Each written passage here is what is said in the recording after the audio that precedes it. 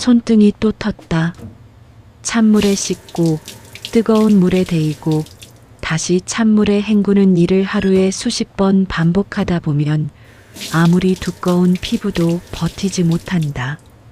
나는 행주로 손을 닦으면서 손가락 마디 사이에 갈라진 틈을 들여다봤다. 살이 하얗게 벌어진 그 틈에서 아주 가느다란 핏줄기가 배어나오고 있었다. 아프다는 감각보다 먼저 오는 건 그냥 보인다는 것이었다. 아, 또 텄구나.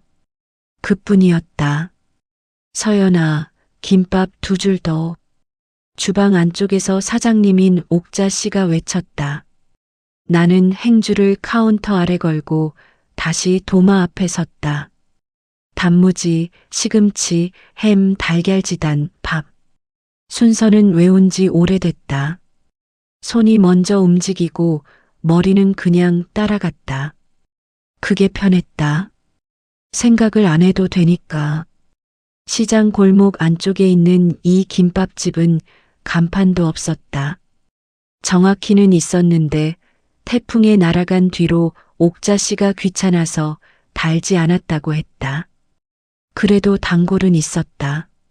아침 일찍 리어카를 끌고 나오는 상인들, 오전 내내 시장을 누비는 아주머니들, 가끔은 교복 입은 학생들. 나는 그 사람들의 주문을 받고 계산을 하고 설거지를 했다. 월급은 많지 않았지만 옥자 씨가 밥은 먹여줬다. 그것만으로도 나는 이 자리를 놓을 수 없었다. 1년 전의 나를 지금의 내가 보면 뭐라고 할까? 그때 나는 서울 마포구의 작은 콘텐츠 회사를 다니고 있었다. 직함은 콘텐츠 기획자였고 월급은 세후 250만 원이었고 매달 카드값이 월급을 조금씩 앞질렀다. 버는 만큼 썼고 쓰는 만큼 쌓였고 쌓이는 만큼 모른 척했다. 연인이 있었다. 정확히는 있다고 믿었다. 그 사람 민재는 같은 회사 팀장이었고 나보다 8살이 많았고 말을 잘했다. 우리는 1년 넘게 만났다. 적어도 나는 그렇게 생각했다. 그가 회사 돈에 손을 댔다는 사실을 나는 가장 마지막에 알았다. 아니, 정확히 말하면 가장 마지막에 알게 된 것도 아니었다. 내가 알기 전에 이미 경찰이 알았고, 회사 대표가 알았고, 인사팀이 알았고, 그 다음에 팀원들이 알았다. 나는 그 연락망에서 가장 바깥에 있었다. 연인이라서. 그래서 의심받았다. 직접적으로 묻는 사람은 없었지만 다들 그런 눈으로 나를 봤다. 몰랐겠어?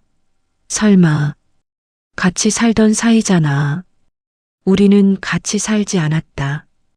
그것조차 나는 몰랐던 거겠지. 회사는 정리해고로 마무리됐다. 민재는 구속됐고 나는 실직했다. 보증금 500만 원짜리 반지하방 계약은 2달 뒤 만료였고 통장에는 40만 원이 남아 있었다. 서울에서 버틸 수 없었다. 고향에 내려올 때 기차 안에서 나는 한 번도 울지 않았다. 울 힘도 없었던 건지 아니면 이미 그 전에 다 써버린 건지 그냥 멍하게 차창 밖을 봤다. 논이 지나가고 산이 지나가고 낯선 역들이 지나갔다. 엄마는 내가 돌아온 첫날 밤 아무것도 묻지 않았다. 밥만 차려줬다. 된장찌개, 멸치볶음, 계란말이. 나는 밥을 먹으면서 그게 이상하게 서럽다고 생각했다. 아무것도 안 물어봐서. 물어봤다면 또 서러웠겠지. 어쨌든 나는 그날 밤에도 울지 않았다. 시장 골목 김밥집 일은 옥자 씨가 먼저 제안했다. 엄마 친구였다. 나이는 지금 쓸 데가 없다며 손만 부지런하면 된다고 했다. 나는 고맙습니다 하고 다음 날부터 나왔다. 자존심이 아직 남아 있었다면 망설였을지도 모른다. 그런데 그때 나한테 자존심이라는 게 남아 있었을까? 잘 모르겠다. 바닥이 어딘지도 몰랐고 아직 더 내려갈 수 있는지도 몰랐다. 그날은 유난히 추웠다. 점심 장사가 끝나고 손님이 뜸해진 오후 2시쯤 나는 가게 앞 좁은 처마 아래서 잠깐 서 있었다. 손을 호호 불면서 그냥 멍하니 골목을 봤다. 시장 골목은 점심이 지나면 바람이 훑고 지나가는 길처럼 한산해진다. 리어카 바퀴 소리, 어디선가 들려오는 생선 굽는 냄새, 멀리서 들개 한 마리 짖는 소리. 그 사람은 그때 골목 끝에서 걸어왔다. 처음엔 그냥 지나가는 사람인 줄 알았다. 키가 제법 됐고 점퍼깃을 세운 채 걷고 있었다. 그런데 가게 앞에서 멈췄다. 나를 보지 않고 메뉴판을 봤다. 메뉴판이라고 해봤자 매직으로 쓴 흰 종이를 코팅한 거였다. 김밥 한 줄이요. 목소리는 낮고 별 감정이 없었다. 나는 네 하고 안으로 들어가려다 발을 헛디뎌 처마 모서리에 손을 짚었다. 갈라진 손등이 시멘트에 스쳐서 순간 숨이 막혔다. 뭐라고 소리를 내지는 않았다. 그런데 그가 봤다. 그는 아무 말도 하지 않고 걸어와서 내 손을 잡았다. 그냥 그렇게 손을 잡았다. 나는 원래 요리사였다. 정확히는 요리사였다고 말하기도 이제는 조심스러웠다. 요리사라는 말에는 어떤 자부심이 붙어 있는데 지금의 나한테 자부심이라는 단어를 붙이는 게 맞는 건지 모르겠어서 그냥 칼을 잡던 사람, 불 앞에 서던 사람, 그 정도가 맞는 것 같았다. 강준. 그게 내 이름이었다. 요즘은 그 이름을 쓸 일이 없었다. 택배를 받을 때 말고는 5년이었다. 강남구 청담동 골목 안쪽 예약하지 않으면 들어갈 수 없는 작은 프렌치 레스토랑 메종 루아에서 나는 5년을 일했다. 처음엔 보조였고 그 다음엔 파트 담당이었고 마지막 2년은 수셰프였다. 오너 셰프인 황 대표는 나를 아꼈다. 적어도 나는 그렇게 믿었다. 그가 내 요리를 먹고 처음으로 칭찬했던 날 나는 퇴근길에 혼자 맥주를 한 캔 마시면서 실없이 기뻐했다. 30살이 다 된 남자가 그것도 꽤 오래. 일이 틀어진 건 작년 가을이었다.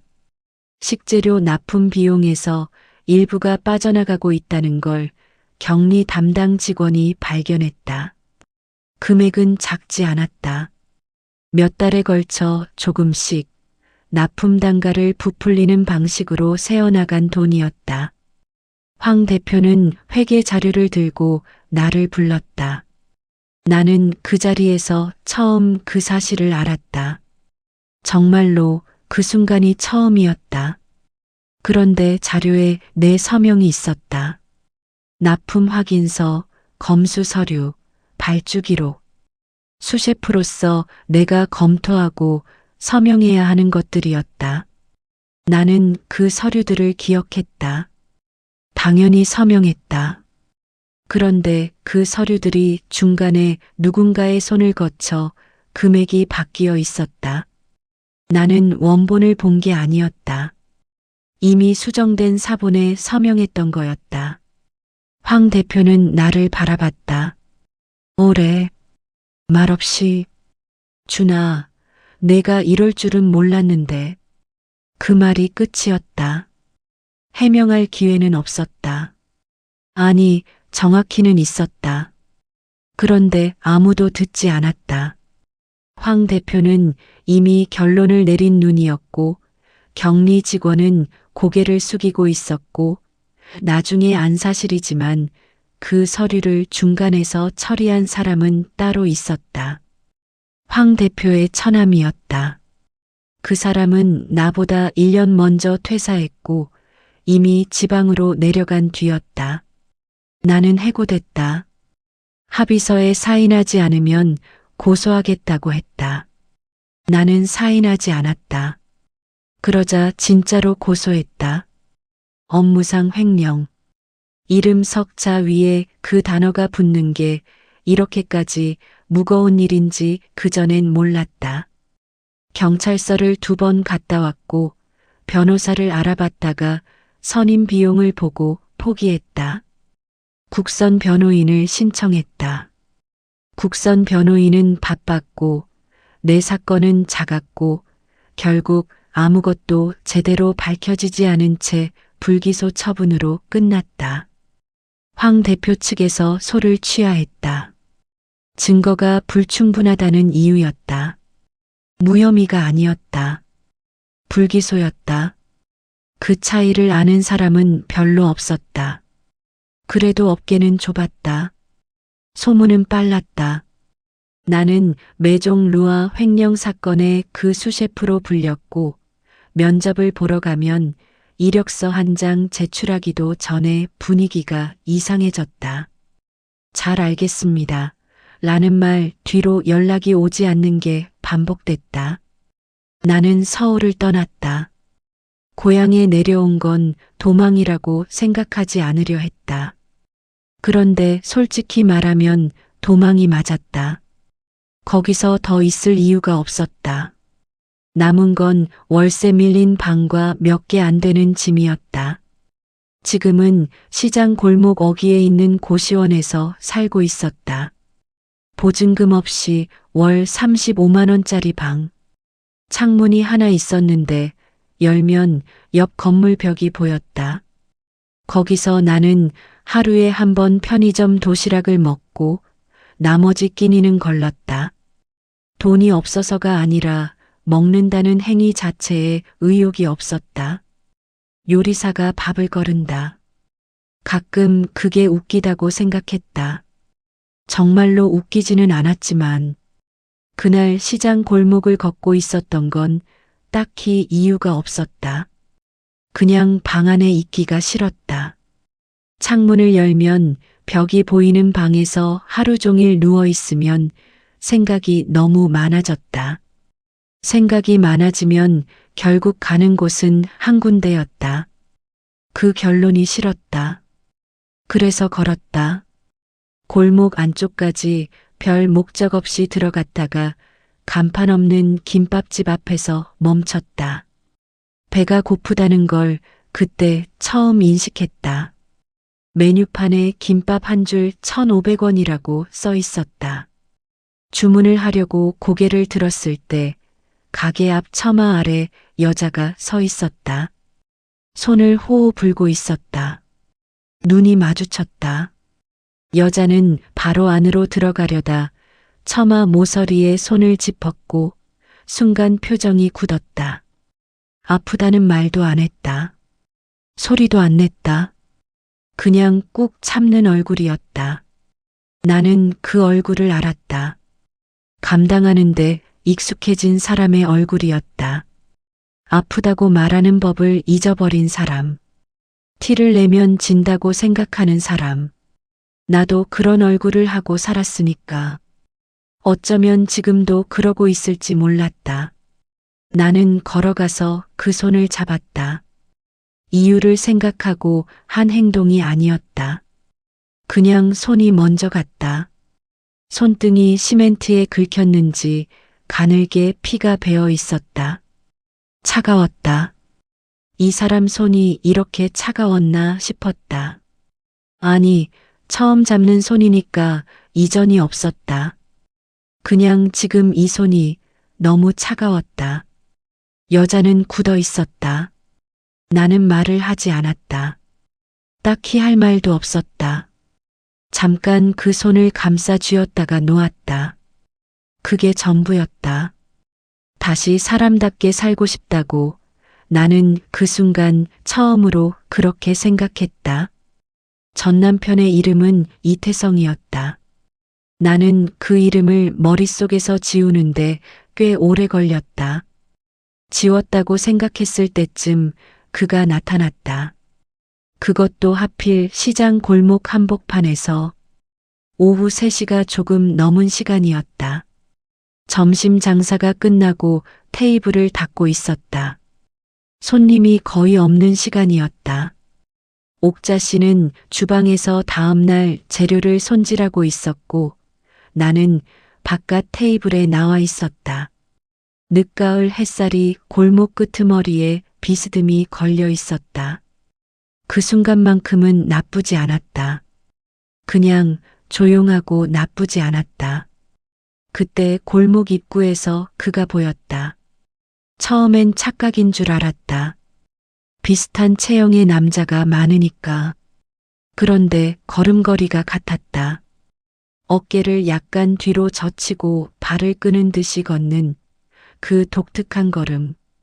나는 행주를 든 채 그 자리에 굳었다. 태성이 고개를 들었다. 눈이 마주쳤다.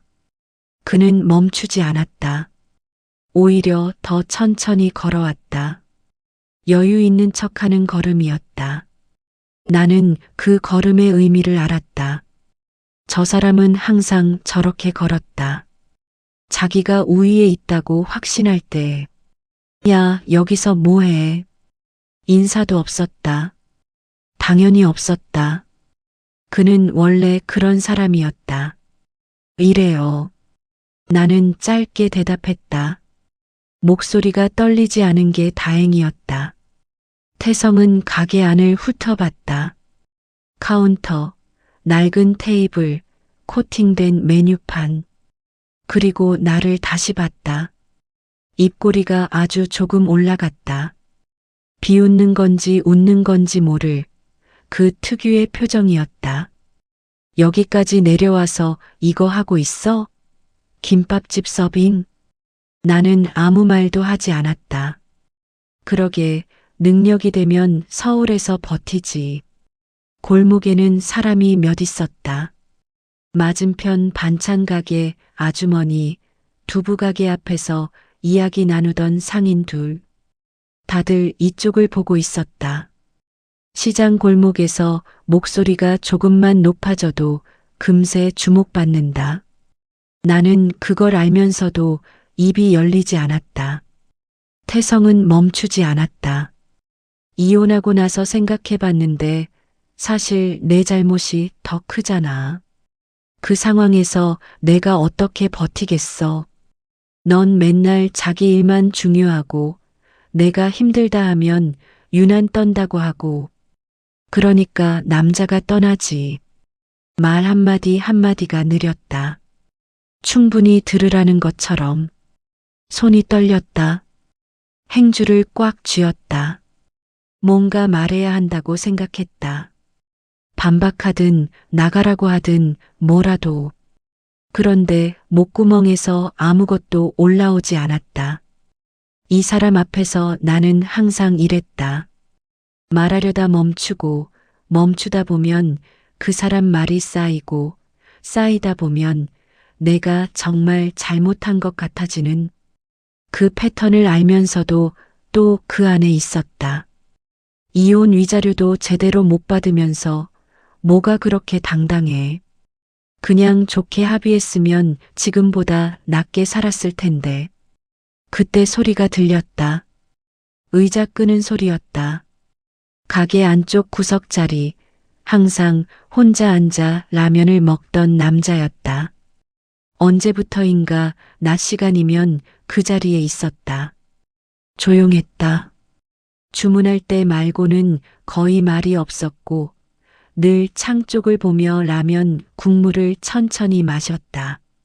내가 신경 쓰지 않았던 건 그가 신경 쓰이지 않아서가 아니라 그냥 존재가 조용해서였다. 시장 골목에서 그 정도 존재감은 공기나 다름없었다. 그 남자가 일어섰다. 천천히, 서두르지 않고 테이블에 젓가락을 내려놓고 의자를 밀고 문을 열고 밖으로 나왔다. 나는 그 움직임을 눈으로 쫓으면서도 무슨 영문인지 몰랐다. 남자는 나와 태성 사이에서 멈췄다. 태성보다 키가 조금 더 컸다. 어깨는 넓었고 점퍼는 낡았고 표정은 없었다. 태성을 똑바로 봤다. 위협적이거나 화난 얼굴이 아니었다. 그냥 봤다. 그런데 그 시선이 이상하게 무거웠다. 하실 말씀 다 하셨어요? 목소리는 낮고 건조했다. 태성이 남자를 봤다. 눈썹이 약간 올라갔다. 뭐야, 당신은? 관계없는 사람이요. 그럼 빠져요, 관계없으면. 빠지기가 좀 어렵네요. 남자는 그 말을 하면서도 태성에게서 시선을 거두지 않았다. 목소리에 감정이 없었다. 흥분하거나 으르렁대는 게 아니었다. 그냥 거기 있었다. 그 사이에 태성은 잠깐 남자를 살폈다. 뭔가를 재는 눈이었다. 그러다 코웃음을 쳤다. 어디서 주워온 사람이야. 지금 이분한테 하신 말씀들, 여기 계신 분들 다 들었습니다. 남자의 시선이 잠깐 골목 양쪽으로 움직였다. 반찬 가게 아주머니, 두부 가게 상인들. 그 사람들이 보고 있다는 걸 태성도 이제 의식하는 것 같았다. 태성의 표정이 미묘하게 굳었다. 남자는 그걸 보고 나서 나를 봤다. 처음으로 내 쪽을 봤다. 아까 처마 아래서 내 손을 잡았던 그 사람이었다. 그때도 말이 없었고 지금도 말이 없었다. 그냥 봤다. 괜찮냐고 묻는 눈도 아니었고 불쌍히 여기는 눈도 아니었다. 그냥 여기 있다는 눈이었다. 나는 숨을 한번 들이켰다. 태성은 헛웃음을 흘리고 뒤돌아 걸어갔다. 아무 말 없이 그 뒷모습이 골목 끝으로 사라지는 걸 나는 끝까지 봤다. 떨림이 가시지 않았다. 손이 아직 행주를 쥐고 있었다. 남자는 아무 말 없이 다시 가게 안으로 들어갔다. 자리에 앉았다. 식은 라면 국물을 다시 들었다. 아무 일도 없었다는 듯이 나는 한동안 그 자리에 서 있었다. 골목 바람이 지나갔다. 차가운 바람이었는데 이상하게 조금 전보다 덜 추웠다. 그의 이름이 강준이라는 걸 안 건 일주일쯤 지나서였다. 옥자 씨가 먼저 물어봤다. 저 사람 매일 오는데 아는 사람이야? 나는 아니요 했다. 그럼 왜 매일 와 했더니 옥자 씨는 그냥 웃으면서 라면 값은 꼬박꼬박 내고 간이 됐다고 했다. 그게 옥자 씨식의 관심이었다. 강주는 매일 왔다. 오후 1시쯤 점심 손님이 빠지기 시작할 때 항상 같은 자리였다. 안쪽 구석, 창이 보이는 테이블, 라면을 시키고 천천히 먹었다. 가끔 물을 더 달라거나 냅킨을 달라는 말 정도를 했고 그 외에는 조용했다. 내가 먼저 말을 걸었다. 별 이유가 없었다. 아니, 있었다. 그날 이후로 나는 그 사람이 신경 쓰였다. 태성 앞에서 아무 관계 없다면서 그 사이에 서 있던 사람. 그리고 그게 끝나자마자 아무 일도 없었다는 듯 자리로 돌아가 식은 라면을 마신 사람. 고맙다는 말을 하지 않은 게 마음에 걸렸다. 저번에 감사했어요. 라면 그릇을 치우면서 말했다. 짧게. 강주는 고개를 들었다. 잠깐 나를 봤다가 다시 시선을 내렸다. 별거 아니었어요. 저한텐 별거였는데. 그는 대답하지 않았다. 나는 그릇을 들고 돌아섰다. 그게 처음이었다. 그 다음날 그가 나갈 때 카운터에 커피 2캔이 놓여 있었다. 캔커피였다. 자판기 커피. 옥자 씨 것인가 싶었는데 옥자 씨는 커피를 안 마셨다. 나는 그게 강준이 두고 간 거라는 걸 알면서도 확인하지 않았다. 그냥 하나를 들고 마셨다. 달고 따뜻했다. 그 다음 날도 캔커피 2개가 놓여 있었다. 나는 그날은 봤다. 강준이 계산하고 나가면서 카운터 위에 조용히 올려두고 갔다. 눈이 마주쳤다. 그는 아무 말 안 했다. 나도 아무 말 안 했다. 그게 이상하게 편했다. 그 패턴이 이어졌다. 일주일쯤 지나자 나는 그가 오는 시간에 맞춰 괜히 카운터 근처를 서성이고 있는 나를 발견했다. 딱히 할 일이 없는데 그쪽을 어슬렁거리는 게 우스워서 혼자 피식 웃었다. 오랜만에 웃은 것 같았다. 그것도 혼자서. 어느 날은 그가 늦게 왔다. 2시가 넘어서. 나는 마감 준비를 하고 있었다. 그가 들어왔을 때 나는 됐다. 오늘은 그냥 가도 되겠다 싶었다. 그런데 또 라면 주문을 받고 있었다. 테이블을 닦다가 말을 걸었다. 오늘 늦었네요. 좀 걸었어요. 어디를? 그냥요. 짧은 대화였다. 그런데 그 짧은 게 쌓였다. 매일 조금씩. 날씨 얘기, 시장 골목 얘기, 옥자 씨가 오늘 유독 기분이 좋다는 얘기. 대단한 내용이 없었다. 그런데 나는 그 시간이 기다려졌다.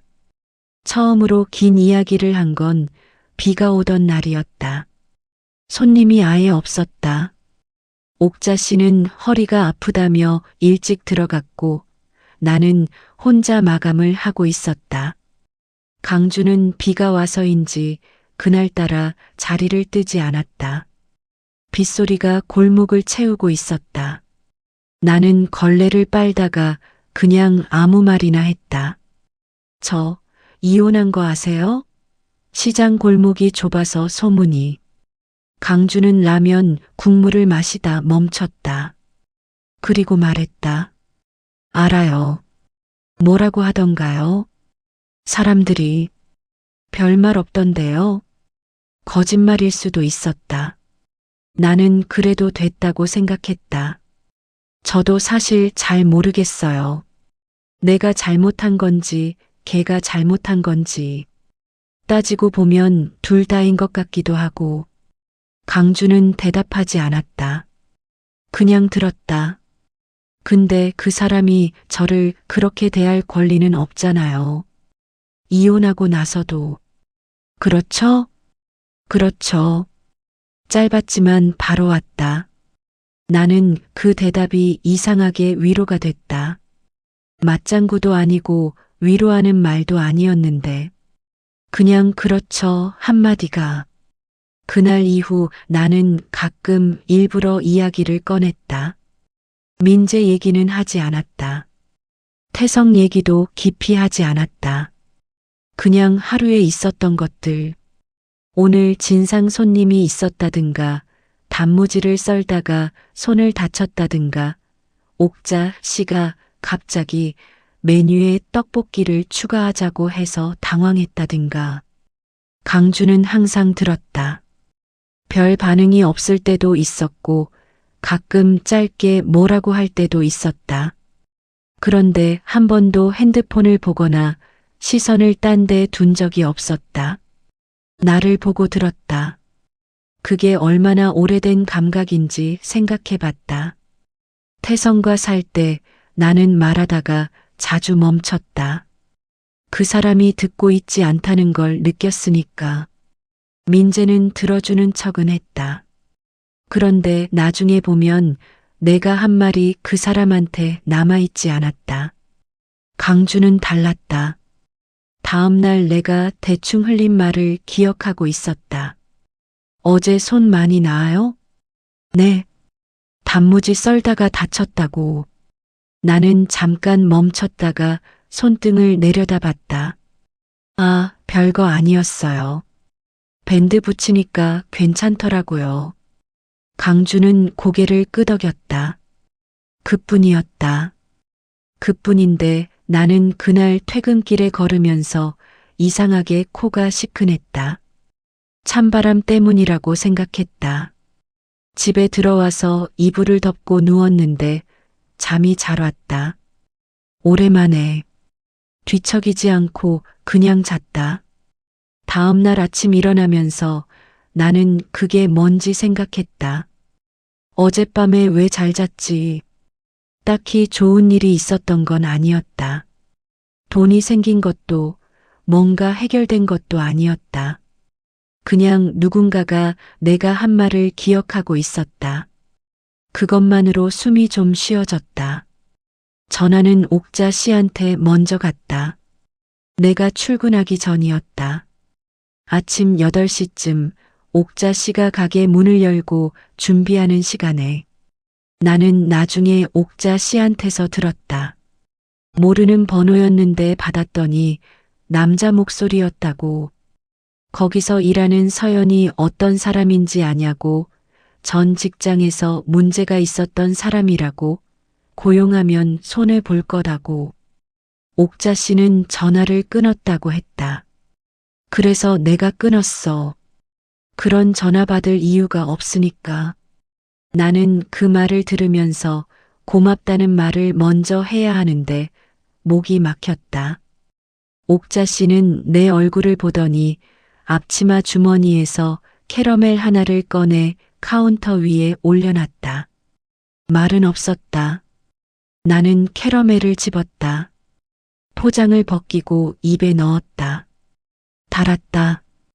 이상하게 그게 더 눈물이 났다. 울지 않았다. 참았다.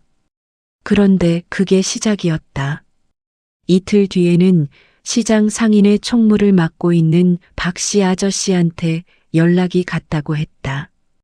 이 골목에서 일하는 여자 중에 이혼 전력 있고 전 직장에서 횡령 의혹 있는 사람이 있다고. 횡령이라는 단어는 내 전 직장 얘기가 아니었다. 민재 사건이 내 사건처럼 섞여 있었다. 태성이 만든 이야기였다. 얼마나 공들여 만든 건지 듣기에 따라서는 그럴듯했다. 박씨 아저씨는 옥자 씨한테 직접 와서 말했다고 했다. 나는 그날 늦게 출근했다가 두 사람이 나누는 이야기 끝자락을 들었다. 문 앞에서 멈췄다. 들어가지 못하고 서 있었다. 옥자 씨 목소리가 들렸다. 내가 서연이 옆에서 봤는데 그런 애 아니에요. 아저씨도 그 전화한 사람 얼굴 봤어요? 안 봤잖아요. 나는 매일 이해봐요. 잠깐 침묵이 있었다. 그건 그렇지만은 없어요. 나한테 더 하실 말씀 있어요? 박씨 아저씨는 그 뒤로 더 말이 없었다. 나는 문 앞에서 한 발짝도 못 움직이고 있었다. 발이 바닥에 붙은 것 같았다. 그날 점심시간에 실수를 했다. 주문을 잘못 받았다. 참치김밥인데 야채김밥을 내갔다. 손님이 아주머니여서 그냥 먹겠다고 했지만 나는 괜히 미안해서 계속 신경이 쓰였다. 설거지를 하다가 그릇을 하나 깼다. 옥자 씨는 아무 말 안 했다. 그게 더 미안했다. 퇴근하고 집에 걸어가면서 계속 생각했다. 그냥 떠나면 어떨까? 여기서 또 이러고 있는 게 맞나? 옥자 씨한테 피해가는 것도 싫고 시장 골목 사람들한테 이상하게 보이는 것도 싫고 무엇보다 태성이 원하는 대로 내가 쫓기고 있다는 게 싫었다. 근데 그게 싫다고 버티면 뭐가 달라지나? 결국 옥자 씨가게 장사에 해가 되면 나는 있을 수 없는 거 아닌가? 고시원 방에 들어와서 불도 안 켜고 앉아 있었다. 창밖에 벽이 있었다. 늘 거기 있는 벽. 나는 그 벽을 보면서 어디로 가면 되는지 생각했다. 어디로 가도 달라지는 게 없을 것 같았다. 서울로 돌아갈 수도 없고 여기서 버티기도 어렵고 그 사이 어딘가에 내가 있었다. 핸드폰의 검색창을 열었다가 닫았다. 뭘 검색하려고 했는지도 몰랐다. 그냥 누군가한테 전화하고 싶었다. 근데 전화할 사람이 없었다. 엄마한테는 하기 싫었다. 걱정시키기 싫었다. 친구들은 연락이 뜸해진 지 오래됐다. 서울에서 내려온 뒤로 먼저 연락하지 않았다. 그러다 보니 다들 멀어졌다. 다음 날 아침에 일어나서 출근했다. 결정한 게 없었다. 그냥 갔다. 몸이 움직이니까 갔다. 가게 문을 여는데 카운터 위에 뭔가 있었다. 캔커피였다. 그런데 옆에 작은 메모지가 붙어 있었다. 옥자 씨 글씨가 아니었다. 또박또박하지만 힘을 빼고 쓴 낯선 글씨였다. 잘 버티고 있어요. 그게 전부였다. 나는 그 메모지를 한참 봤다. 강준이었다. 어떻게 일찍 와서 두고 간 건지 아니면 어젯밤에 옥자 씨한테 부탁한 건지 몰랐다. 물어보지 않았다. 그냥 그 5글자를 주머니에 넣었다. 점심에 강준이 왔다. 나는 라면을 갖다 주면서 아무 말 안 했다. 그도 아무 말 안 했다. 그런데 내가 카운터로 돌아가는데 그가 말했다. 도망가려고 했어요? 나는 멈췄다.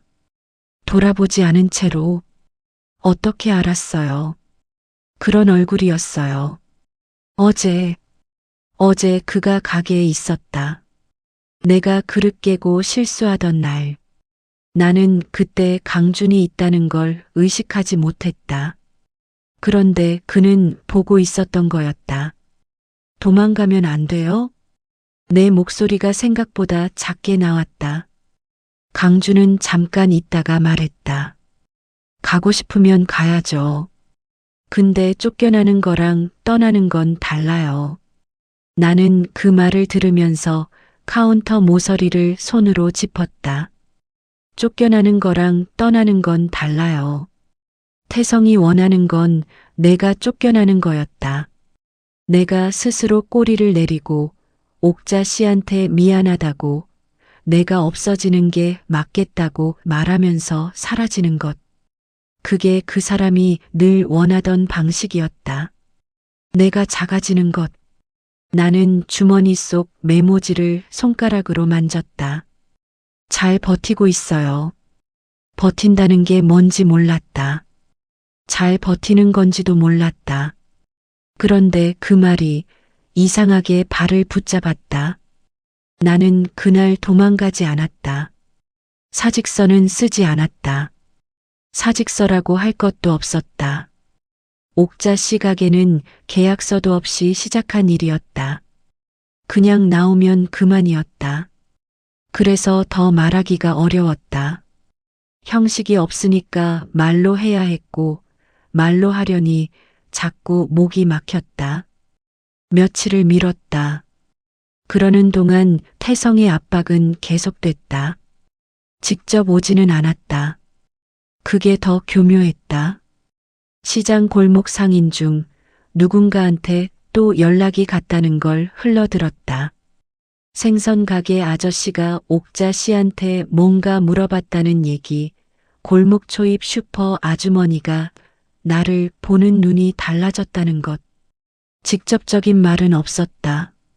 그냥 분위기가 달라지는 거였다. 그 방식을 나는 알았다. 태성이 항상 쓰던 방식이었다. 직접 치지 않고 주변을 흐리는 것. 옥자 씨는 내색하지 않았다. 그게 문제였다. 옥자 씨가 화를 내거나 눈치를 줬으면 차라리 쉬었다. 그냥 평소처럼 대했다. 재료 손질하다가 말 걸고 점심 먹고 나면 커피 한 잔 같이 마시고 아무것도 달라진 게 없는 척.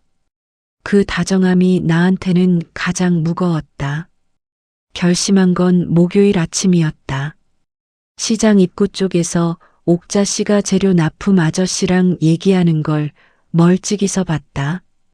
납품 아저씨가 뭔가 말하고 옥자 씨가 손을 저으며 웃는 모습이었다. 무슨 얘기인지 들리지 않았다.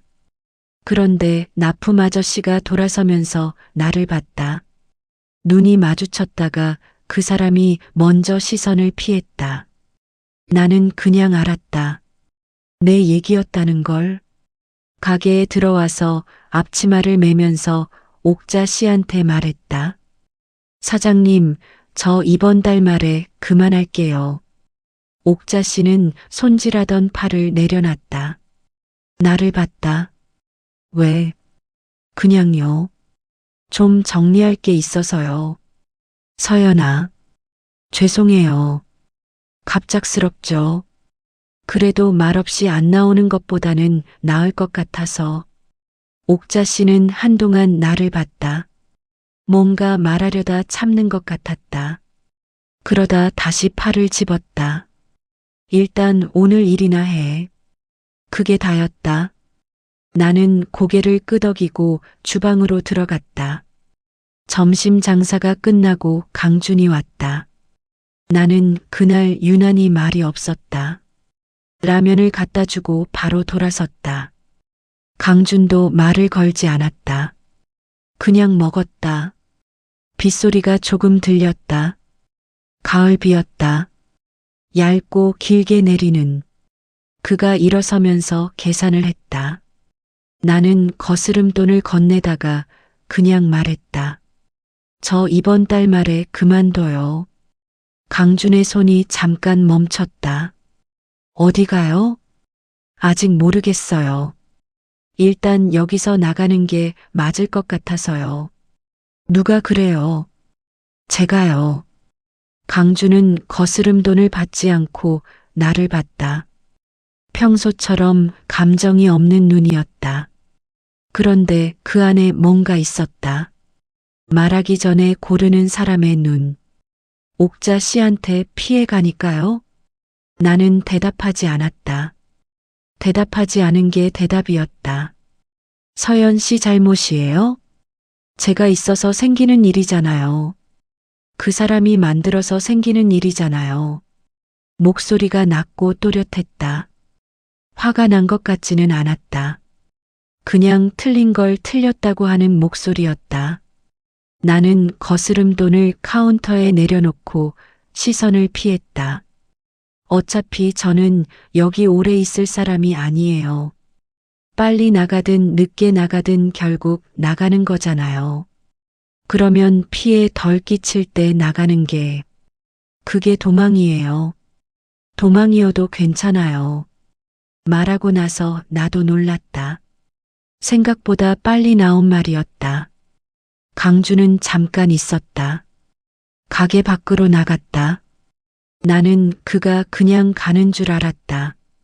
거스름돈을 챙겨서 주방으로 들어가려는데 문이 다시 열렸다. 강준이 다시 들어왔다. 카운터 앞에 섰다. 나를 봤다. 도망치지 마요. 나는 멈췄다. 이번엔 같이 싸워요. 빗소리가 들렸다. 가늘고 일정한. 나는 그를 봤다. 이 남자는 지금 무슨 말을 하는 건지. 까칠하니. 우리가 같이인 적이 있었나? 매일 라면 먹으러 오고 캔커피 두고 가고 메모지 한 장 남긴 게 가치인가. 그런데 이상하게 그 말이 웃기지 않았다. 황당하지도 않았다. 왜요? 내가 물었다. 진짜로 궁금해서. 강주는 잠깐 입을 다물었다가 말했다. 나도 한번 그런 거 필요해서요. 나는 그 말의 의미를 바로 몰랐다. 나중에야 알았다. 그도 도망쳐온 사람이었다는 걸. 그도 혼자 감당하는데 너무 익숙해진 사람이었다는 걸. 그 순간 그의 손이 카운터 위에 있는 내 손을 잡았다. 처음 만나던 날처럼. 처마 아래서 차가운 내 손을 잡던 것처럼 꽉 쥐는 게 아니었다. 그냥 거기 있다는 것처럼, 놓치지 않겠다는 것처럼 나는 손을 빼지 않았다. 빗소리가 조금 굵어졌다. 옥자 씨가 주방 안에서 뭔가 끓이는 소리가 났다. 라디오에서 흘러나오는 노래가 멀게 들렸다. 나는 그 모든 소리를 들으면서 강준의 손을 느꼈다. 따뜻했다. 늘 따뜻한 사람이었구나 하고 그때 처음 생각했다. 이번 달 말에 나가겠다는 말은 그날 옥자 씨한테 다시 하지 않았다. 취소한다고도 하지 않았다. 그냥 하지 않았다. 옥자 씨는 아무것도 묻지 않았다. 다음 날도 그 다음 날도 평소처럼 팔을 손질하고 김밥을 쌌다. 도망치지 않았다. 아직은 자료는 핸드폰 속에 있었다. 지운 줄 알았다. 아니, 정확히는 보기 싫어서 깊은 폴더 안에 넣어두고 없는 것처럼 살았다. 민재와 함께 일하던 시절 캡처해둔 메시지들, 업무 지시 내역, 내가 관여하지 않았다는 걸 증명할 수 있는 이메일 기록들. 당시엔 왜 저장해뒀는지도 몰랐다. 그냥 불안했던 거겠지. 뭔가 잘못되면 내가 제일 먼저 의심받을 것 같다는 근거 없는 두려움. 그 두려움이 맞았다. 그리고 그 덕에 자료가 남았다. 강준이 먼저 물었다. 같이 싸우자고 한 날 저녁 가게 문을 닫고 나서 우리는 처음으로 골목 밖으로 나와 걸었다. 딱히 어딜 가자고 한 게 아니었다. 그냥 걸었다. 편의점 앞 벤치에 앉았을 때 강준이 말했다. 태성 씨가 퍼뜨리는 말들, 반박할 수 있는 게 있어요? 나는 잠깐 생각했다. 있어요. 근데 꺼내기가. 왜요?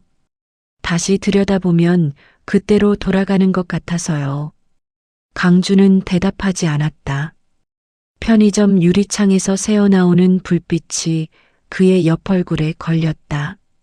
나는 손을 무릎 위에 올려놓고 계속 말했다. 민재 때문에 회사 잘리고 태성이랑 이혼하고 그 두 개가 거의 같은 시기에 일어났거든요.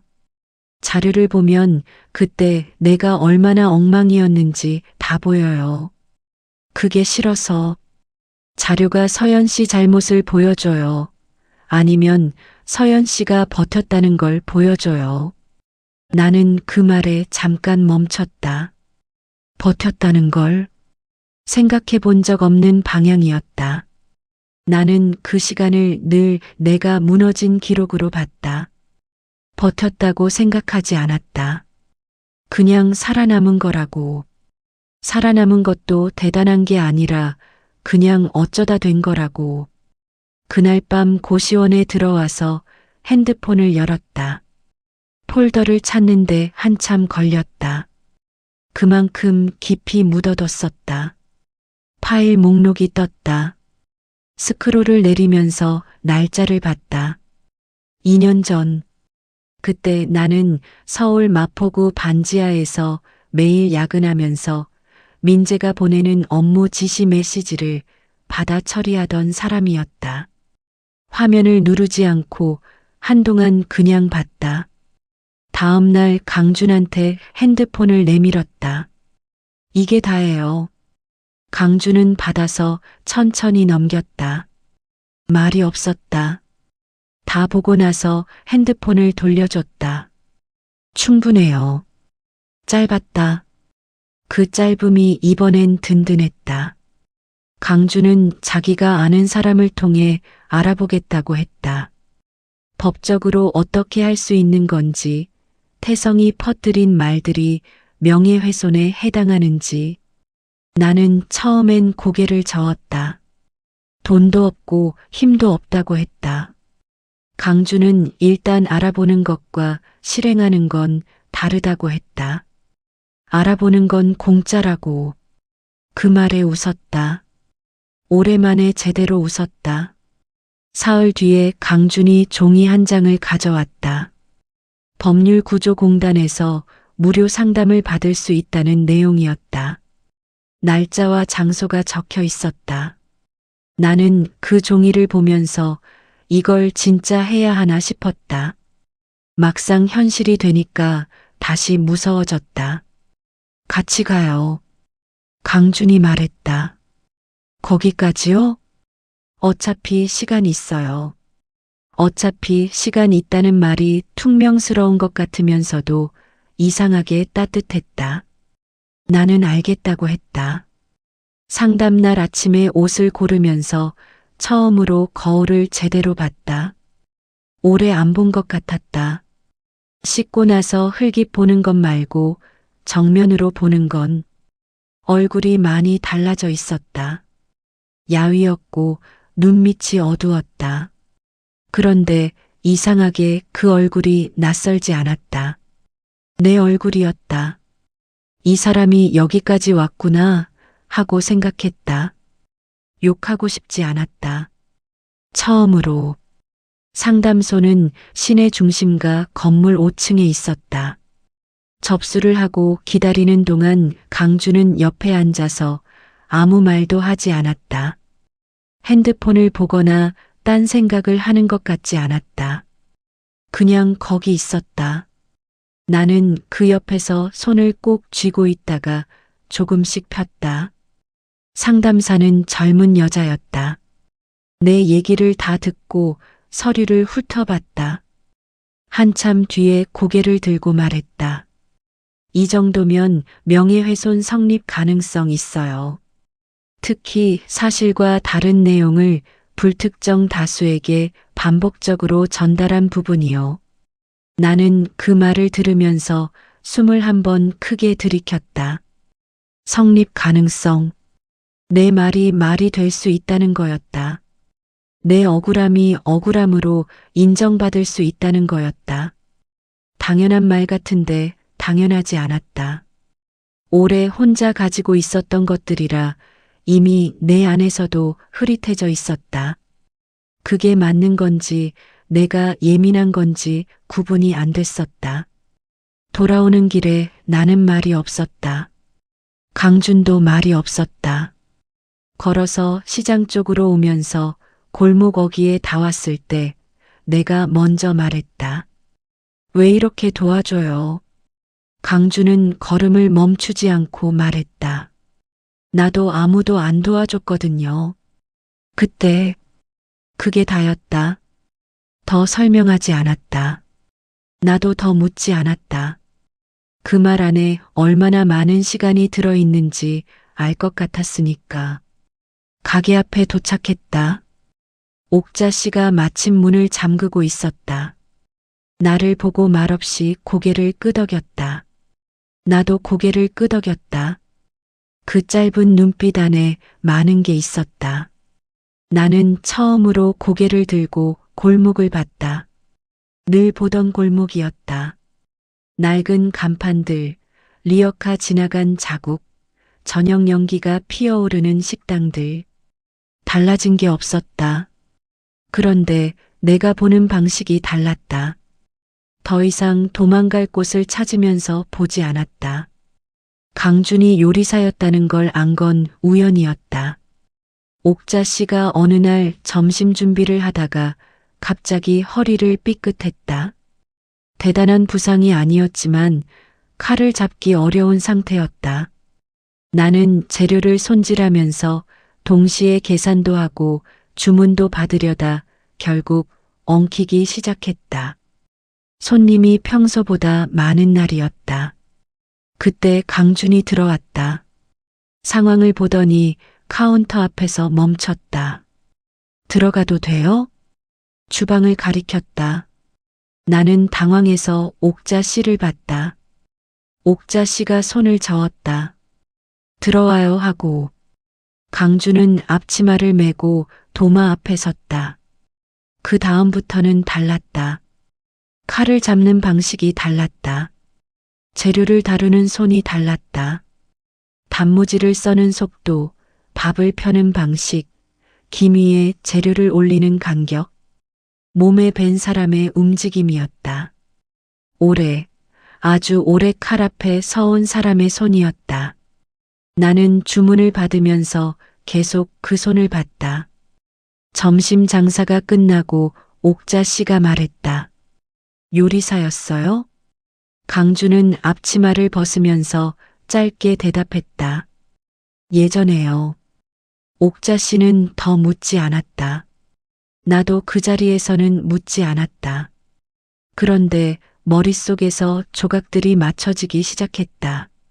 매일 시장 골목을 서성이던 것, 라면, 국물을 마시는 방식, 재료를 보는 눈. 이 사람이 그냥 떠돌아다니는 사람이 아니었다는 걸 왜 진작 몰랐을까? 그날 저녁 골목 벤치에서 강준이 먼저 말했다. 청담동 레스토랑에서 수셰프 했었어요. 나는 기다렸다. 횡령 누명 썼어요. 억울하게. 증명은 못하고 그냥 끝났어요. 담담한 목소리였다. 이미 여러 번 되새긴 것들을 말하는 사람의 목소리. 나는 아무것도 묻지 않았다. 그냥 들었다. 강준이 내 말을 들어주던 것처럼. 그래서 여기 왔어요. 어디든 상관없었어요. 그냥 멀리. 지금은요? 내가 물었다. 강준은 잠깐 골목 쪽을 봤다. 지금은 상관 있어요. 여기가. 나는 그 말의 무게를 알았다. 어디든 상관없던 사람이 어딘가가 상관 있어졌다는 게 얼마나 큰 변화인지. 나도 그랬으니까. 한때 어디로 가도 달라질 게 없다고 생각했던 사람이 지금은 이 골목 가게 문 여는 게 하루의 시작이 된 것처럼. 명예훼손건은 천천히 진행됐다. 빠르지 않았다. 법적인 일은 늘 느렸다. 그런데 이번엔 기다리는 게 버티는 것과 달랐다. 뭔가 움직이고 있다는 걸 알면서 기다리는 거였다. 상담사가 추가 자료를 요청하면 찾아서 보냈고 강준이 알아봐준 법률구조공단 담당자와 2번 더 면담을 했다. 태성은 내가 움직이고 있다는 걸 알았는지 한동안 조용해졌다. 골목에 이상한 소문이 돌지 않았다. 그 조용함이 처음엔 불안했다. 그러다 어느 순간 그냥 조용한 거라는 걸 받아들였다. 옥자 씨가 어느 날 갑자기 물었다. 서연아, 너 원래 뭐 했어? 콘텐츠 기획이요. 그게 뭐야? 나는 웃으면서 설명했다. 이야기를 만들고 구성하고 사람들한테 전달하는 일이라고. 옥자 씨는 한참 듣더니 말했다. 그럼 잘할 수 있겠네, 뭐든. 뭐든. 그 단어가 머릿속에 남았다. 그날 밤 고시원에 누워서 오래 생각했다. 내가 잘할 수 있는 것들. 서울에서 하던 일 기획서를 쓰고 아이디어를 다듬고 사람들 앞에서 발표하던 것들. 그게 다 끝난 것처럼 생각했다. 민재 사건 이후로 그 일을 다시 할 수 있을 거라는 생각을 아예 접었다. 낙인이 찍혔다고. 내가 먼저 포기했다. 근데 낙인은 내가 찍은 게 아니었다. 누군가 찍으려 한 건데 내가 먼저 수용했던 거였다. 태성이 원하는 대로. 민재 사건의 소문이 원하는 대로. 다음 날 강준한테 말했다. 나 다시 일 찾아볼 것 같아요. 원래 하던 거. 강준은 라면을 먹다가 고개를 들었다. 잘 됐네요. 잘 될 것 같아요? 잘 될 거예요. 확신이 있는 목소리였다. 근거를 대는 것도 아니고 그냥 그렇게 말했다. 나는 그 말을 들으면서 이상하게 그게 맞는 것 같았다. 이 사람이 나를 보아온 시간이 있었다. 갈라진 손으로 버티던 것도, 도망가려다 돌아선 것도, 자료를 꺼내 들고 상담소 문을 연 것도, 다 봤던 사람이었다. 그 사람이 잘 될 거라고 하는 거였다. 믿어줬다는 게 이런 거구나 하고 그때 처음 알았다. 잘했다고 칭찬하는 게 아니었다. 대단하다고 축혀 올리는 것도 아니었다. 그냥 내가 할 수 있다는 걸 내가 알고 있다는 것. 그게 전부인데 그게 전부가 아니었다. 며칠 뒤 포트폴리오를 꺼냈다. 노트북 바탕화면 구석에 있던 폴더였다. 오래된 기획안들, 캠페인 자료들, 내가 처음부터 끝까지 만든 것들. 열어보니 낯설지 않았다. 내가 만든 것들이니까 부끄럽지도 않았다. 이걸 만들던 나는 잘하고 싶었고, 열심히 했고, 그때는 잘 몰랐지만 꽤 괜찮은 것들을 만들었다. 수정할 게 보였다. 더 나아진 눈으로 보니까 고칠 곳들이 보였다. 그게 반가웠다. 퇴근 후 골목을 걸으면서 나는 처음으로 앞을 생각했다. 다음 달이 아니라 내년을, 여기가 아니라 저기를. 두렵지 않은 건 아니었다. 그런데 두려움이 전부가 아니었다. 그 옆에 다른 것들이 생겼다. 해보고 싶다는 것, 잘 해낼 것 같다는 것, 이번엔 다를 것 같다는 것. 끝난 줄 알았던 것들이 끝나지 않았다는 걸 알았다. 바닥이라고 생각했던 곳이 사실은 바닥이 아니었다. 그냥 잠깐 쉬어가는 자리였다. 손이 갈라지고 자존심이 떨어지고 아무것도 없는 것 같았던 그 골목에서 나는 오히려 오래 잃어버렸던 것들을 찾았다. 내 이름, 내 목소리, 내 이야기. 그리고 처음으로 그것들이 충분하다고 생각했다.